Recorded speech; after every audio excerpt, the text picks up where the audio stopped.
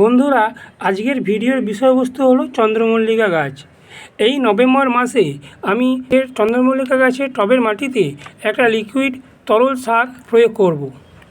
যে তরল সারটা প্রয়োগ করলে গাছটা হবে অনেকটা বেশি ঝাঁকড়া, এবং তার সাথে আমি একটা মিশ্র জৈব খাবার চন্দ্রমল্লিকা গাছের জন্য তৈরি করব। যে খাবারটা গাছের মাটিতে দিলে গাছ খুব সহজেই সেই খাবারটা গ্রহণ করতে পারবে এবং গাছটা অনেকটা বেশি ঝাঁকড়া হবে।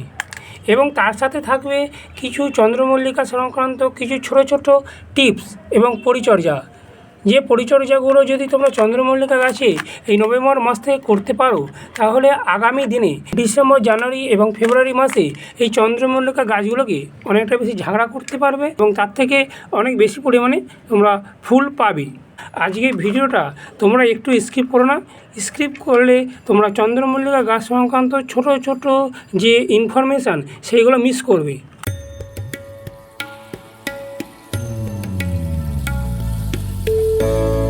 নমস্কার বন্ধুরা, সঞ্জয় হর্টিকালচার চ্যানেলে তোমাদের সবাইকে স্বাগত। বন্ধুরা, আজকে টাইটেল আর থাম্বনেল দেখে বুঝে গেছো যে আজকে আমি তোমাদের সাথে কি বিষয় নিয়ে আলোচনা করতে যাচ্ছি। নভেম্বর মাস মানেই হচ্ছে শীতকাল পড়া শুরু। এই নভেম্বর মাস থেকেই আমাদের শখের চন্দ্রমল্লিকা গাছগুলো বাড়তে আরম্ভ করে, কিন্তু সঠিক যদি খাবার এই চন্দ্রমল্লিকা গাছগুলোকে দেওয়া না হয়, তাহলে গাছগুলো খুব সহজেই ঝিমিয়ে পড়বে। আমরা সবাই জানি যে চন্দ্রমল্লিকা গাছ খেতে খুব পছন্দ করে। গাছগুলোকে ঠিকমতো ঝাঁকড়া করার জন্য আজকে একটা মিশ্র জৈব খাবার খুব সহজ পদ্ধতিতে তোমাদের দেখাবো। যে খাবারটা তোমরা এই ভিডিওটা দেখে তৈরি করে নিলে তোমরা নভেম্বর, ডিসেম্বর, জানুয়ারি প্রত্যেক মাসে একবার করে যদি খাবারটা গাছের মাটিতে দাও, তাহলে কিন্তু গাছ সেই খাবারটা খেয়ে খুব সহজেই অনেকটা বেশি ঝাঁকড়া হতে পারবে। এবং যত ঝাঁকড়া হবে চন্দ্রমল্লিকা গাছ, তত কিন্তু ফুলের সংখ্যা অনেকটা বেশি হবে। মিশ্র জৈব খাবারটা বানাবার আগে চন্দ্রমল্লিকা গাছের কিছু ছোট ছোট পরিচর্যা তোমাদের সাথে শেয়ার করি। যে পরিচর্যাগুলো এই চন্দ্রমল্লিকা গাছের জন্য করা অত্যন্ত জরুরি।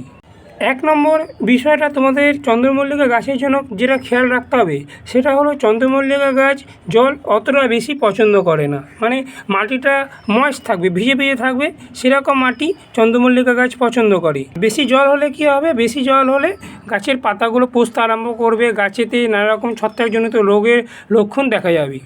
ওই জন্য জলটা এই শীতকালে বুঝে বুঝে টবের মাটিতে দিতে হবে। যখন ওপরের মাটিটা শুকিয়ে যাবে, তখন তোমরা টবের মাটিতে জল দেবে। এটা হলো এক নম্বর পয়েন্ট। টবের মাটির নিচেতে যে পাতাগুলো থাকে, সেই পাতাগুলোকে এইভাবে কেটে ফেলে দিতে হবে। কারণ দেখো, এই পাতাটা মাটির সংস্পর্শে ছিল এবং পচন ধরতে আরম্ভ করেছে এরকম। ওই জন্য মাটির নিচে যদি কোনো রকম তোমাদের চন্দ্রমল্লিকা গাছের পাতা থেকে থাকে, তাহলে কিন্তু সেইগুলো তুলে তোমরা ফেলে দেবে। এটা হলো দ্বিতীয় পয়েন্ট। 3 নম্বর পয়েন্ট হচ্ছে চন্দ্রমল্লিকা গাছে পিঞ্চিং করা চন্দ্রমল্লিকা গাছের জন্য অত্যন্ত জরুরি। যত তোমরা পিঞ্চিং করবে, তত কিন্তু তোমাদের এই গাছগুলো অত একটা বেশি ঝাঁকড়া হবে। আর যতটা বেশি ঝাঁকড়া হবে, তত কিন্তু এই গাছগুলো থেকে তোমরা ফুল পাবে। 4 নম্বর পয়েন্ট হলো নভেম্বর মাসের প্রথমের দিকেই চন্দ্রমল্লিকা গাছের মাটিতে এই NPK 12-61-0, এরকম যে জিনিসটা সাদা মতন, এটা হচ্ছে NPK 12-61-0।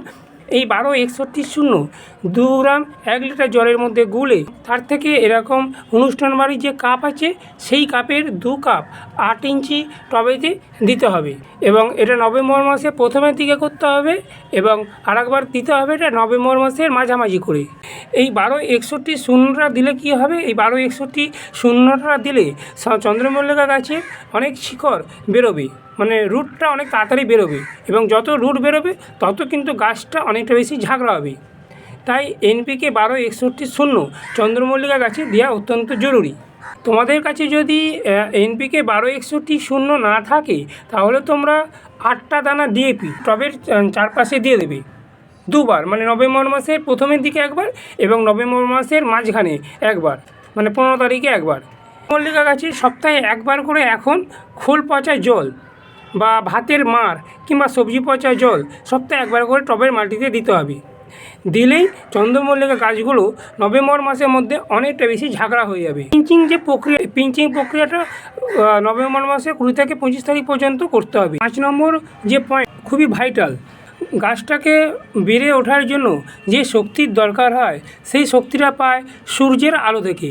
তাই চন্দ্রমল্লিকা গাছগুলোকে যেখানে দিনে 7 থেকে 8 ঘন্টা রোদ্দুর আসে এরকম জায়গায় এই চন্দ্রমল্লিকা গাছগুলোকে অবশ্যই রাখতে হবে। চন্দ্রমল্লিকা গাছগুলোর যে ফুল, সেই ফুল ফোটাবার যে শক্তি, সেই শক্তিটা সূর্যের আলো থেকে পায়। তার সাথে গাছেতে ফাঙ্গিসাইডটা মাঝে মাঝে স্প্রে করতে হবে।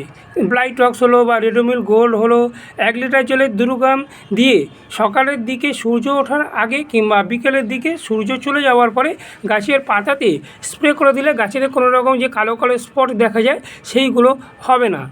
এবারে আমি দেখাবো চন্দ্রমল্লিকা গাছের জন্য একটা উত্তম অমৃত জৈব মিশ্র সার কীভাবে তৈরি করি, এবং তোমরাও খুব সহজভাবে এই জৈব মিশ্র সারটা তৈরি করে খুব সহজে চন্দ্রমল্লিকা গাছে মাটিতে দিতে পারবে। জৈব খাবারগুলো আমি মেজারমেন্ট করার জন্য এরকম একটা কাপ নিয়ে নিয়েছি, কাগজের একটা কাপ নিয়ে নিয়েছি। তোমরাও এই জৈব খাবারগুলো বানাবার জন্য একটা এরকম মেজারমেন্ট কাপ বা এরকম কাগজের কাপ নিয়ে নেবে। কাগজের যে কাপ আছে এই কাপের 1 কাপ আমি নিয়েছি প্রথমে নিম খোল। এরপরের যে উপকরণটা নেব সেটা হলো সর্ষের খোল, 1 কাপ মতো সর্ষের খোল। এরপরে যে উপকরণটা নেব সেটা হলো বোন মিল বা হাড় গুঁড়ো, 1 কাপ। এরপরে যে উপকরণটা নেব সেটা হলো বাদাম খোল। এই যে দেখছো এটা হচ্ছে বাদাম খোল। এই বাদাম খোলটা কিন্তু সর্ষের খোলের থেকে দ্বিগুণ শক্তিশালী। এটা নিয়েছি আমি এই কাগজের যে কাপ আছে কাপের 1 কাপ। তারপরে যে উপকরণটা নেব সেটা হলো শিংকুচি বা হর্নমিল, এটা নিয়েছি আমি 1 কাপ। এরপরে যে উপকরণটা নেব সেটা হলো ভার্মি কম্পোস্ট। তোমরা এই ভার্মি কম্পোস্টের পরিবর্তে পাতা পচা সার বা 1 বছরের পুরনো গোবর সারও নিতে পারো। এই ভার্মি কম্পোস্টটা নেবো আমি 12 কাপ বা তার বেশি নিলেও কোনো অসুবিধা নেই, কারণ এটা যেহেতু জৈব ওই জন্য একটু বেশি নিলেও ভার্মি কম্পোস্টটা কোনো অসুবিধা নেই।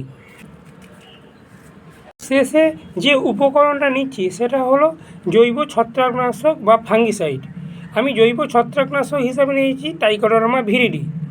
তোমরা জৈব ছত্রাকনাশক হিসাবে হলুদ গুঁড়োটাও ব্যবহার করতে পারো, কারণ হলুদ গুঁড়োটাও জৈব ছত্রাকনাশক হিসাবে খুব ভালোভাবে কাজ করে। এরপরে এই উপকরণগুলো খুব ভালোভাবে একে অপরের সাথে ভালোভাবে মিশিয়ে নেব। এই যে খাবারটা তৈরি করলাম এই খাবারটা কিন্তু ডাইরেক্ট মাটির মধ্যে এখন দেবো না, কারণ সর্ষে খোল, নিম খোল, বাদাম খোলের যে পাওয়ার, সেই পাওয়ারটা যদি আমি এই টবের মাটিতে দিই গাছের কিন্তু যদি বেশি পড়ে যায় গাছের কিন্তু ক্ষতি হতে পারে। তাই এই খাবারটাকে আমি ডিকম্পোস্ট করতে দেবো 1 মাসের জন্য। এইভাবে জলে ছিটে দিয়ে খাবারটাকে পুরো ভিজিয়ে দেবো। এইভাবে জলে ছিটে খাবারটাকে পুরো জল দিয়ে ভিজিয়ে দেবো।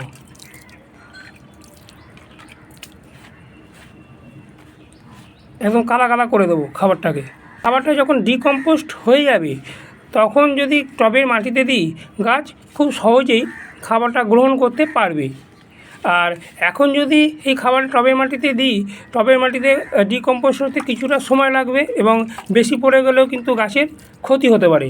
ডিকম্পোস্ট হলে কী হবে, সরষে খোল, বাদাম খোল বা নিম খোলের যে পাওয়ার সেটা কমে যাবে। খাবারটাকে এরকম একটা পাত্র নিতে হবে, এয়ারটাইট কন্টেনার। এই কন্টেনারের মধ্যে এটাকে রেখে দিতে হবে।